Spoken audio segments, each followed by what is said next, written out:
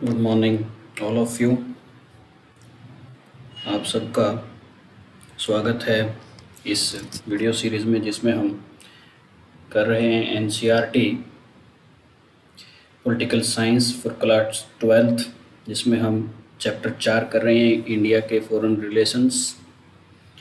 इसमें हम 3 सेशन कर चुके हैं, आज 4th सेशन है जिसमें इंडिया पाकिस्तान के रिलेशन का दूसरा सेशन है। इसमें आज हम बात करेंगे इंडिया पाकिस्तान वॉर 1972 और उसके बाद शिमला समझौता। तो शुरू करते हैं। भारत और पाकिस्तान के बीच किस प्रकार से 1971-72 का युद्ध शुरू हुआ। तो आज़ादी के बाद पाकिस्तान 2 भौगोलिक हिस्सों में बांट दिया गया था। एक हिस्सा पूर्वी पाकिस्तान का था जिसको आज हम बांग्लादेश कहते हैं, और दूसरा हिस्सा पश्चिमी पाकिस्तान का था जिसको हम आज का पाकिस्तान कहते हैं। इन दोनों हिस्सों के बीच कोई ज़मीनी संबंध नहीं था। जो पूर्वी पाकिस्तान था वो, अगर हम भारत को बीच में मान के देखें, जो पूर्वी पाकिस्तान था वो भारत के पूर्व में था और पश्चिमी पाकिस्तान था वो भारत के पश्चिम में था। इसके अगली स्लाइड में एक मैप है जिसके द्वारा आपको ये सारी बातें बताई जाएंगी। और आज़ादी के बाद भारत से पाकिस्तान ने इन दोनों ज़मीन के टुकड़ों को जोड़ने के लिए जगह मांगी कि बीच में से मुझे एक कॉरिडोर दिया जाए, जिसको हम कहते हैं कि कॉरिडोर हमें दिया जाए ताकि पूर्वी पाकिस्तान और पश्चिमी पाकिस्तान जुड़ सके, परंतु भारत की सरकार ने इस को मना कर दिया। तो ये एक मैप के द्वारा देखते हैं। यहाँ पे ये देखिए पश्चिमी पाकिस्तान और ये पूर्वी पाकिस्तान जो आज का बांग्लादेश है, ठीक है।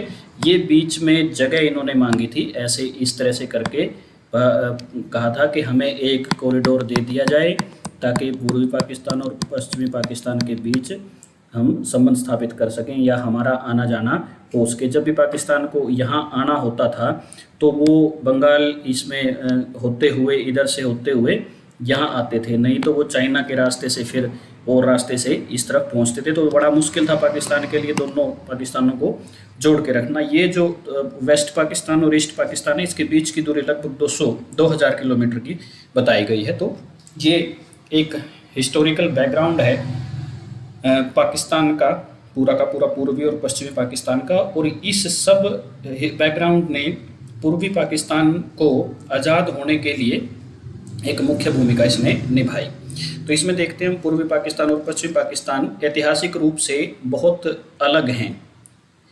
पूर्वी पाकिस्तान और पश्चिमी पाकिस्तान में कुछ भी सेम नहीं था। जैसे अगर हम देखा जाए तो जो ताकतवर लोग थे वो ज़्यादातर पश्चिमी पाकिस्तान में रहते थे। सरकार के ज़्यादातर राजनेता, सेना के ज़्यादातर अफसर पश्चिमी पाकिस्तान से आते थे और पूर्वी पाकिस्तान के साथ वो दोगला सा व्यवहार करते थे, ठीक है। इस तरह से पूर्वी पाकिस्तान के लोग जो थे वो पश्चिमी पाकिस्तान के साथ जुड़े हुए नहीं महसूस करते थे। दूसरा, इसकी संस्कृति में बहुत ज़्यादा अंतर था। पूर्वी पाकिस्तान के लोग बांग्ला भाषा बोलते थे, बांग्ला संस्कृति को ज़्यादा तवज्जो देते थे, और इसके विपरीत जो पश्चिमी पाकिस्तान है वहाँ लोग उर्दू और पंजाबी भाषी ज़्यादा थे, उनका कल्चर भी मैच नहीं करता था। इसलिए भी दोनों जो पश्चिमी और पूर्वी पाकिस्तान है उनमें सांस्कृतिक कल्चरल डिफरेंसेस भी ज़्यादा थे। इसके बाद इन्हीं कारणों को देखते हुए पूर्वी पाकिस्तान में आए दिन आंदोलन होते रहते थे पश्चिमी पाकिस्तान के खिलाफ, और इन आंदोलनों की अगुवाई जो है वो शेख मुजबिर रहमान कर रहे थे, और उनकी एक राजनीतिक पार्टी थी अवामी लीग जो काम कर रही थी पूर्वी पाकिस्तान में, ठीक है। इससे हमें एक थोड़ा सा बैकग्राउंड मिल गया कि किस प्रकार से पूर्वी पाकिस्तान और पश्चिमी पाकिस्तान एक दूसरे से अलग थे और इनको किस प्रकार से आगे चलकर समस्या का सामना करना पड़ा। अब देखिए, उन अवामी लीग ने 1966 में पश्चिमी पाकिस्तान और पूर्वी पाकिस्तान के बीच संबंधों को सुधारने के लिए एक 6 सूत्रीय कार्यक्रम अवामी लीग ने दिया जो शेख मुजबिर रहमान की पार्टी थी। इसमें मुख्य बातें क्या थी? पूर्वी पाकिस्तान को पूर्ण संघीय प्रणाली के अनुसार स्वायत्तता दी जाए। स्वायत्तता मतलब छूट दी जाए अपने ऊपर शासन करने की, पूर्वी पाकिस्तान को। विदेशों से विदेशी संबंधों और सैनिक मामलों के अलावा अधिकतर जो अधिकार थे वो पूर्वी पाकिस्तान की सरकार के पास होने चाहिए, न कि पश्चिमी पाकिस्तान की सरकार के पास।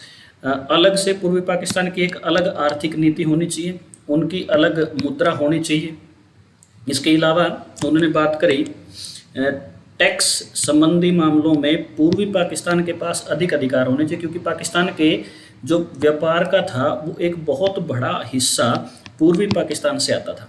पूर्वी पाकिस्तान में व्यापार किस चीज़ का है?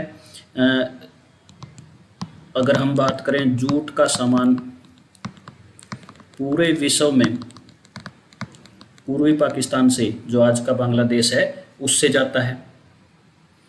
तो इसलिए पूर्वी पाकिस्तान के लोगों ने कहा कि हमारे व्यापार का हिस्सा ज़्यादा है, तो हमारे टैक्स संबंधी अधिकार या टैक्स से जो आमदनी होती है उस पर ज़्यादातर हमें अधिकार होना चाहिए। इसके बाद व्यापार हेतु विदेशों से सीधे संबंध बनाने के लिए पूर्वी पाकिस्तान की सरकार अधिकृत होनी चाहिए। पूर्वी पाकिस्तान के पास अलग से अपनी सेना हो, क्योंकि अगर किसी प्रकार का कोई संकट आता है तो पश्चिमी पाकिस्तान से सेना या सैनिक सहायता पूर्वी पाकिस्तान तक पहुंचने में बहुत समय लग जाएगा और तब तक हमारी रक्षा कोई नहीं कर पाएगा। इसलिए शेख मुजबिर रहमान ने कहा कि पूर्वी पाकिस्तान की अपनी अलग सेना होनी चाहिए, उसकी अलग नौसेना होनी चाहिए, और इसमें जो सैनिक भर्ती करोगे वो पूर्वी पाकिस्तान के ही लोग ज़्यादा होने चाहिए। तो ये 6 पॉइंट उसने पश्चिमी पाकिस्तान और पूर्वी पाकिस्तान के बीच संबंधों को ठीक करने के लिए बढ़ाए। अब इस बात को लेकर जो पाकिस्तान के प्रधानमंत्री थे जनरल अयूब खान, जो सैनिक तानाशाह थे, उन्होंने शेख मुजबिर रहमान को जेल में डाल दिया, ये कहकर कि आप सेना अलग मांग रहे हैं, आप आर्थिक आज़ादी मांग रहे हैं, आप अलग से स्वायत्ता मांग रहे हैं, तो आप बस पूर्वी पाकिस्तान को पश्चिमी पाकिस्तान से आज़ाद करवाने के लिए ये सब कर रहे हैं, इसलिए आपको देशद्रोह के मामले में जेल में डाला जाता है। तो इसलिए शेख मुजबिर रहमान को जेल में डाल दिया गया। इसके बाद पश्चिमी पाकिस्तान में अब इस के बाद क्या होता है? इसके बाद पश्चिमी पाकिस्तान में सत्ता परिवर्तन हो जाता है और जो जनरल अयूब खान थे उन्होंने 1959 में अपने ही एक साथी को सत्ता सौंप दी, जिसका नाम था याया खान।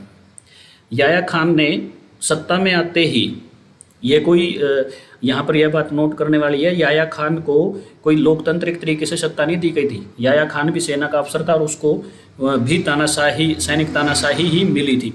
तो लेकिन उसने सत्ता में आते ही वादा किया कि पाकिस्तान में चुनाव करवाए जाएंगे 1970 में। यहाँ पर यह बात भी नोट करने लायक है कि आज तक, आज़ादी से लेकर आज तक 1970 तक पाकिस्तान में कभी भी नेशनल असेंबली के चुनाव नहीं हुए थे। छोटे मोटे लोकल चुनाव तो होते रहते थे, लेकिन पूरे देश की सरकार बनाने के लिए नेशनल असेंबली के चुनाव 1970 तक नहीं हुए थे। तो पहला आदमी याया खान था जिसने यह वादा किया कि 1970 में मैं चुनाव करवाऊंगा। तो इसके बाद 1970 के आम चुनाव में अब मुख्य पार्टियां कौन कौन सी थी? जो पूर्वी पाकिस्तान है, जो बांग्लादेश हम जिसको कहते हैं, उसमें शेख मुजबिर रहमान की अगुवाई वाली अवामी लीग मुख्य पार्टी थी, और पश्चिमी पाकिस्तान में जुल्फ़िकर अली भुट्टो की अगुवाई की पीपल्स पार्टी थी। ये दो मुख्य पार्टियां थी जो इन दोनों पाकिस्तान के हिस्सों में अपना दबदबा रखती थी। अब सीटों का बंटवारा किस प्रकार से होगा? सीटों का बंटवारा पूर्वी और पश्चिमी पाकिस्तान में जनसंख्या के आधार पर हुआ, जहां जिसकी ज़्यादा जनसंख्या उसके अनुसार सीटें भी ज़्यादा। तो पाकिस्तान की असेंबली में कुल 300 सीटें हैं, जिनमें से जनसंख्या के आधार पर 162 सीटें पूर्वी पाकिस्तान के हिस्से में आई और 138 सीटें पश्चिमी पाकिस्तान के हिस्से में आई। अब सरकार बनाने के लिए किसी भी पार्टी को बहुमत में लेने के लिए 150 सीटों की ज़रूरत होती है, क्योंकि कुल 300 है, इसका आधा करेंगे तो 150। तो जिस पार्टी के पास भी 150 सीटें होंगी वो अपनी सरकार बना लेगी। अब आ जाते हैं, हम देखते हैं कि 1970 के चुनावों से पहले पूर्वी पाकिस्तान में 2 घटनाएं होती हैं। एक तो 1970 में बाढ़ आ जाती है और एक भोला नाम का चक्रवात पाकिस्तान, पूर्वी पाकिस्तान जो आज बांग्लादेश है उसमें आता है। तो ऐसा अंदाज़ा लगाया जाता है कि इन दोनों आपदाओं से पूर्वी पाकिस्तान में 3 से लगभग 5 लाख लोग की मृत्यु हो गई थी, बेघर हो गए थे। लेकिन याह्या खान ने पूर्वी पाकिस्तान में कोई सहायता नहीं भेजी। ऐसा कहा जाता है कि इस चक्रवात या इस संकट के समय में याह्या खान ने ज़्यादा सी मदद नहीं की, केवल एक हेलीकॉप्टर पूरे पूर्वी पाकिस्तान के लिए भेजा और कहा कि इससे काम चलाओ, इससे ही लोगों को रेस्क्यू करो, जिसके कारण लोगों में गुस्सा पैदा हो गया। ये आप बाढ़ की एक तस्वीर देखते हैं कि किस प्रकार से लोग पानी में डूबे हुए हैं, कितना पानी पूर्वी पाकिस्तान में उन दिनों में बाढ़ के कारण आ गया था। ये घरों की तस्वीर है, अगर आपको साफ दिखाई दे रही हो तो इतने घर डूब गए थे। अब 1970 के चुनाव आ जाते हैं। 1970 के चुनाव में पूर्वी पाकिस्तान में शेख मुजिबुर रहमान की अवामी लीग को 162 में से 160 सीटें प्राप्त होती हैं और पश्चिमी पाकिस्तान में जुल्फिकर अली भुट्टो की पार्टी को 138 में से 81 सीटें प्राप्त होती है। तो यहाँ देखने वाली बात यह है, सरकार बनाने के लिए हमें 150 सीटें चाहिए थी और अवामी लीग को कितनी मिल गई? 160। तो इसका मतलब ये हुआ कि सरकार किसकी बनेगी? अवामी लीग की। और जो कहाँ की पार्टी थी? पूर्वी पाकिस्तान की, ठीक है। लेकिन ज़्यादातर से अफसर और सरकार के नेता कहाँ के होते थे? अब से पहले वो होते थे पश्चिमी पाकिस्तान के। तो यहाँ ये बात बहुत इंटरेस्टेड है कि अब पूर्वी पाकिस्तान की राजनीतिक पार्टी जो थी वो जीत कर आ गई थी सरकार बनाने के लिए, और पश्चिमी पाकिस्तान के जो ज़्यादातर राजनेता थे वो ऐसा नहीं चाहते थे, सेना के अफसर थे वो ऐसा नहीं चाहते थे कि पूर्वी पाकिस्तान का कोई लीडर पूरे पाकिस्तान पर सरकार बनाए, उस पर शासन करे। तो इस बीच इन नतीजों को अवामी लीग को पूर्ण बहुमत प्राप्त हो गया और मुजिबुर रहमान का जो था वो मुखिया बनना तय था। लेकिन सैनिक सरकार और पूर्वी पश्चिमी पाकिस्तान के नेता इस बात को नहीं मानते थे, तो उन्होंने इन नतीजों को खारिज करने की कोशिश करी। तो इन कोशिशों के तहत क्या हुआ, सरकार नहीं बनने दी तो पाकिस्तान में शक्ति के 3 केंद्र हो गए। एक तो याह्या खान जो सैनिक तानाशाह था, दूसरा मुजिबुर रहमान और तीसरा जुल्फिकर अली भुट्टो। तो इनके बीच बहुत सारी वार्ताएं हुई, लेकिन इन वार्ताओं का कोई हल नहीं निकल पाया। इस बीच सैनिक तानाशाह जो था याह्या खान, उसको शेख मुजिबुर रहमान जो पूर्वी पाकिस्तान का था और जुल्फिकर अली भुट्टो जो पश्चिमी पाकिस्तान का था, इन दोनों पर शक होने लग गया था कि अगर ये दोनों मिल गए और इन्होंने सरकार बना ली तो याह्या खान से सत्ता छिन जाएगी। और इस याह्या खान ने जुल्फिकर अली भुट्टो को और शेख मुजिबुर रहमान को दोनों को जेल में डाल दिया। अब इस कदम से पूर्वी पाकिस्तान के लोगों ने याह्या खान के विरुद्ध आंदोलन छेड़ दिया। क्यों? क्योंकि पहली बार पूर्वी पाकिस्तान के लोगों को सत्ता में आने का मौका मिलने वाला था, परंतु याह्या खान ने उनसे यह मौका छीन लिया। तो पाकिस्तान की सेना ने इस आंदोलन को दबाने के लिए बहुत अत्याचार किए और अपनी सेना के एक खास टुकड़े जिनको रजाकार कहते हैं, हम पहले भी इस बारे में बात कर चुके हैं। रजाकार सेना की वो टुकड़ी होती है जो धर्म संप्रदाय के नाम पर लोगों को बेरहमी से मारते हैं। ये बहुत सांप्रदायिक लोग होते हैं रजाकार जो होते हैं। और इस अत्याचार को देखते हुए अवामी लीग पार्टी ने 26 मार्च 1971 को यह घोषणा की कि पूर्वी पाकिस्तान अपने आप को पश्चिमी पाकिस्तान से अलग करने लगा है और अपनी आज़ादी की घोषणा करता है, और इस प्रकार से बांग्लादेश का निर्माण हम करते हैं। इसके साथ ही इस आंदोलन को दबाने के लिए, जो ये बांग्लादेश निर्माण का आंदोलन उन्होंने शुरू किया था, इसको दबाने के लिए पाकिस्तान की सेना ने सर्च लाइट ऑपरेशन एक नाम से सैनिक कार्रवाई शुरू की, सर्च लाइट ऑपरेशन, जिसमें पाकिस्तान की सेना ने पूर्वी पाकिस्तान के आंदोलनकारियों को जेलों में बंद कर दिया और बहुत सारे लोगों को मार दिया। कुछ लोग पूर्वी पाकिस्तान से भागकर भारत में शरण लेने आ गए। सरकारी आंकड़ों के मुताबिक ऐसा अनुमान लगाया जाता है कि 5 लाख लोगों को इस नरसंहार में मार दिया गया था पूर्वी पाकिस्तान में, और लगभग 4 लाख बंगाली औरतों के साथ रेप किया गया सेना के द्वारा, ऐसा अनुमान लगाया जाता है इस आंदोलन को रोकने के लिए। अब महिलाओं के साथ रेप किया जो प्रतिक्रिया हुई, उनसे सेना को लगा कि भाई अगर हम ऐसे काम करेंगे तो हो सकता है लोग मजबूरन इस आंदोलन से पीछे हट जाएं, लेकिन ऐसा नहीं हुआ। गुस्से से लोग और ज़्यादा इस आंदोलन में कूद गए। सेना के इस ऑपरेशन और नरसंहार के विरुद्ध पूर्वी पाकिस्तान के लोगों ने हथियार उठा लिए और एक सेना का गठन किया जिसका नाम था मुक्ति वाहिनी। ठीक है, यहाँ ये बात नोट करने वाली है, सेना का नाम था मुक्ति वाहिनी, और उस सेना के ऑपरेशन के खिलाफ इन्होंने हथियार उठाए। इस बीच भारत की सरकार को भी लगभग 1 करोड़ से ज़्यादा शरणार्थियों का सामना करना पड़ा। और ये शरणार्थी कहाँ आए? जब आप नक्शा देखेंगे, पूर्वी पाकिस्तान के साथ हमारे 3-4 राज्य लगते हैं, जैसे पश्चिम बंगाल लगता है, उधर से सिक्किम लगता है, उधर से आसाम लगता है। तो ये सारे के सारे शरणार्थी पूर्वी पाकिस्तान से भारत में घुसने लग गए, और इससे भारत के पश्चिम बंगाल पर, आसाम जैसे राज्यों पर बहुत ज़्यादा असर पड़ा, वहाँ के संसाधनों पर असर पड़ा, लोगों के रहन सहन पर असर पड़ा। तो इस बात को देखते हुए भारत ने इन शरणार्थियों की और पाकिस्तान की सेना द्वारा किए जा रहे मानव अधिकारों के हनन की सूचना संयुक्त राष्ट्र संघ को दी, परंतु संयुक्त राष्ट्र संघ जो था वो अमेरिका के दबाव में था और उसने कोई ज़्यादा सा कदम नहीं उठाया। अब भारत की सरकार के पास कोई रास्ता नहीं बचा था और भारतीय सरकार ने मुक्ति वाहिनी के गोरिल्ला योद्धाओं का साथ या सहायता इनडायरेक्टली करनी शुरू कर दी, और आवामी लीग के जो नेता भारत में थे शरण लिए हुए, उनके साथ बातचीत करके बांग्लादेश की पहली सरकार भारत में बनाई।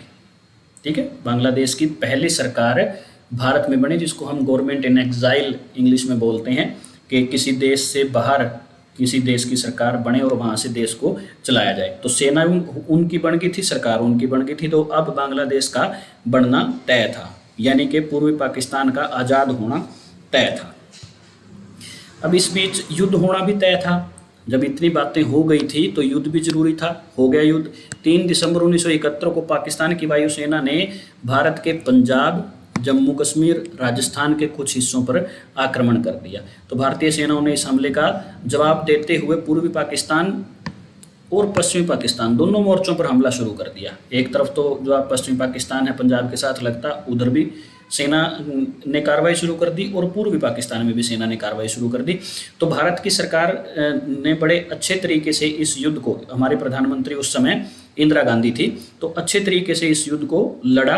और जो पूर्वी पाकिस्तान की सीमा है वहाँ हमें ज़्यादा सा संघर्ष नहीं करना पड़ा, क्योंकि पूर्वी पाकिस्तान में जो लोग थे वो भारतीय सेना के साथ पहले से ही जुड़े हुए थे, और हमें ज़्यादा सी मेहनत न करके सिर्फ 13 दिन की लड़ाई के बाद हम ढाका तक पहुंच गए थे। ढाका पूर्वी पाकिस्तान में एक मुख्य शहर उन दिनों होता था, या सत्ता का मुख्य केंद्र उन दिनों होता था ढाका, जो आज बांग्लादेश की राजधानी है, उस पर हमने कब्जा कर लिया था। तो इस बीच अमेरिका से सहायता मांगी पाकिस्तान ने, और पाकिस्तान की सहायता के लिए अमेरिका ने अपना जंगी बेड़े बहुत बड़ा जहाज़ होता है जिस पे हवाई जहाज़ भी होते हैं और बहुत सारी मिसाइलें भी होती हैं, और बहुत ताकतवर, इसको हम समुद्री बेड़ा कहते हैं। USS एंटरप्राइज के नाम से एक जंगी बेड़ा था जो बंगाल की खाड़ी में अमेरिका ने भेजा, और इधर से भारत ने रूस से सहायता मांगी।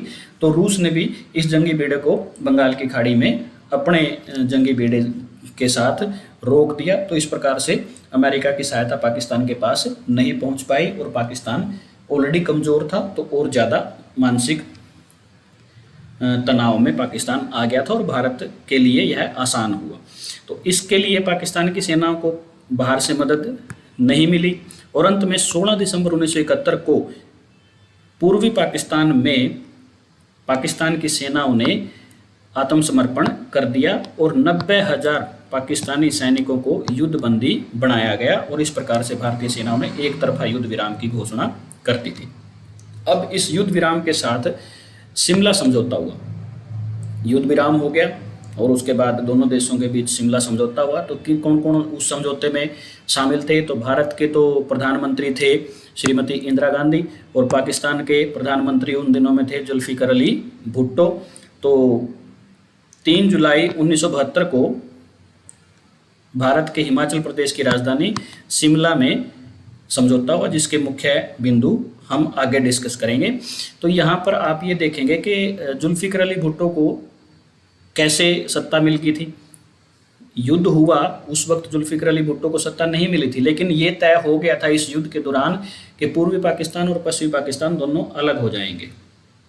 इस युद्ध के साथ ही जैसे ही युद्ध खत्म हुआ और पाकिस्तान की सेनाओं ने आत्मसमर्पण किया, तो पूर्वी पाकिस्तान में मुजबिर रहमान को जेल से छोड़ दिया गया, तो और उसने अपने राष्ट्रपति पद की पूर्वी पाकिस्तान में शपथ ले ली। और इस तरफ याया खान को भी अपना पद छोड़ना पड़ा, और इन बिटवीन जुल्फिकार अली भुट्टो को वहाँ का प्रधानमंत्री बनाया गया। और जब 1972 में, ये देखो जुलाई 1972 में होता है, युद्ध कब बंद हुआ? दिसंबर 1971 में। युद्ध समाप्त हुआ दिसंबर 1971 में, और शिमला समझौता होता है जुलाई 1972 में। तो इस बीच पाकिस्तान में जुल्फिकार अली भुट्टो प्रधानमंत्री बन गए थे, इसलिए श्रीमती इंदिरा गांधी और जुल्फिकार अली भुट्टो के बीच यह समझौता होता है। ये इस फोटो में आप देखेंगे, ये श्रीमती इंदिरा गांधी है और ये जुल्फिकार अली भुट्टो है। तो इस समझौते की मुख्य बातें क्या क्या थी? तो इसमें मुख्य बातें यह बनी कि दोनों देशों ने सहमति जताई और आप कहा कि आपसी विवाद को हम 2 पक्षीय बातचीत और शांतिपूर्ण ढंग से हल करेंगे। इसके बाद दोनों देशों ने कहा कि हम एक दूसरे की राष्ट्रीय एकता, अखंडता और राजनीतिक स्वतंत्रता का सम्मान करेंगे। दोनों देश एक दूसरे के विरुद्ध प्रचार नहीं करेंगे और एक दूसरे के विरुद्ध कभी भी बल प्रयोग की धमकी नहीं देंगे। और यह तय किया गया कि परस्पर संबंधों को नए तरीके से शुरुआत करने के लिए संचार व्यवस्था, डाक व्यवस्था तथा सभी प्रकार की यात्राएं दोबारा से जो बंद हो गई थी युद्ध के कारण, दोबारा हम चालू कर लेंगे। और LOC जो लाइन ऑफ कंट्रोल थी पाकिस्तान और भारत के बीच, जो जम्मू कश्मीर में है, उसको दोनों देशों ने मान्यता दे दी कि ये ठीक है, अभी के लिए हमारी दोनों देशों की सीमा ये रहेगी। युद्ध बंदियों की इसमें जब भी युद्ध होता है और उसके बाद समझौता होता है तो युद्ध बंदियों का आदान प्रदान हो जाता है। और दोनों देशों ने कहा कि जो कश्मीर का मुद्दा है उसका जो समाधान है आगे से हम युद्ध के माध्यम से नहीं बल्कि आपसी बातचीत के माध्यम से करने की कोशिश करेंगे। यह सारी बातें शिमला समझौता में की गई। इसके बाद देखिए, इस 1972 के युद्ध के बाद बांग्लादेश बन गया था अलग से और पाकिस्तान अलग से हो गया था। अब पूर्वी पाकिस्तान और पश्चिमी पाकिस्तान नामक कोई चीज़ नहीं रही थी। जो पूर्वी पाकिस्तान था वो बांग्लादेश बन गया था और जो पश्चिमी पाकिस्तान था वो अब पाकिस्तान के नाम से जाना जाने लगा था। अब युद्ध के बाद इन देशों की स्थिति किस प्रकार की रही, इसमें आपको मैं थोड़ा सा डिटेल यहाँ बताने की कोशिश करूँगा। तो देखो, युद्ध के बाद बांग्लादेश एक नया राष्ट्र बन गया था। उनके पहले राष्ट्रपति के रूप में शेख मुजबिर रहमान ने 12 जनवरी 1972 को शपथ ग्रहण कर ली थी। परंतु 1975 में बांग्लादेश में सेना ने तख्ता पलट करने की कोशिश करते हुए शेख मुजबिर रहमान को उसके परिवार के साथ मार दिया, उनके महल में या उनके निवास पर। सिर्फ उनकी एक बेटी जो उस समय लंदन में पढ़ रही थी वो बच गई थी, जिसका नाम शेख हसीना है। आगे की स्लाइड में मैं आपको दोनों चीज़ें दिखाऊंगा। और जो शेख हसीना है वो बाद में जाकर बांग्लादेश में सरकार की मुखिया बनती है। और अब हम बात करेंगे पाकिस्तान की। तो पाकिस्तान में याया खान ने इस्तीफा देना पड़ा था युद्ध की हार के कारण। उसके बाद जुल्फिकार अली भुट्टो को सत्ता सौंप दी गई थी और जुल्फिकार अली भुट्टो को भी कुछ साल बाद सैनिक तख्ता पलट में जुल्फिकार अली भुट्टो को भी फांसी दे दी गई थी और उसकी जगह तानाशाह जिया उल हक ने पाकिस्तान की कमान संभाली थी। यहाँ देखिए, मुजबिर रहमान को भी फांसी दे दी गई और उसके जगह फांसी क्या, उनको तो मार दिया गया, कत्ल किया गया उनका, और उसकी जगह शेख हसीना जो उनकी बेटी थी उसको आगे जाकर बांग्लादेश में सत्ता हासिल होती है या वहाँ पर लोकतांत्रिक तरीके से वो देश की मुखिया बनती है। यहाँ हम बात करेंगे जुल्फिकार अली भुट्टो के बाद उसके परिवार से कौन आता है। जुल्फिकार अली भुट्टो के बाद इसके परिवार से आती है जुल्फिकार अली भुट्टो की बेटी, बेनज़ीर भुट्टो, जो शिमला समझौते में जुल्फ़िकार अली भुट्टो के साथ भारत आई थी, बेनज़ीर भुट्टो। अब क्या होता है कि आगे चल के जब बेनज़ीर भुट्टो अपनी राजनीतिक पार्टी को आगे बढ़ाने की कोशिश करती है, जो पीपल्स पार्टी थी पाकिस्तान में, उसको आगे बढ़ाने की कोशिश करती है, तो उस कोशिश में बहुत आगे जाकर 2010 के आसपास बेनज़ीर भुट्टो को भी एक कार में बम धमाके में उड़ा दिया जाता है। तो यहाँ पर दोनों देशों में, जो पाकिस्तान के देश हैं दोनों, बांग्लादेश और अब का पाकिस्तान, यहाँ पर ज़्यादातर सरकारें अपने तरीके से काम नहीं कर पाई, लोकतंत्र ज़्यादा सा कायम यहाँ नहीं हो पाया, और जो सैनिक जनरल यहाँ पर बनते हैं वो तख्ता पलट करके खुद को सैनिक तानाशाह बना लेते हैं। यहाँ पर देखिए शेख मुजिबुर रहमान यहाँ पर आपको दिख रहे होंगे, ये शेख मुजिबुर रहमान है और ये उनकी बेटी शेख हसीना है, जो अब बांग्लादेश की सरकार की मुखिया है। Thank you for watching.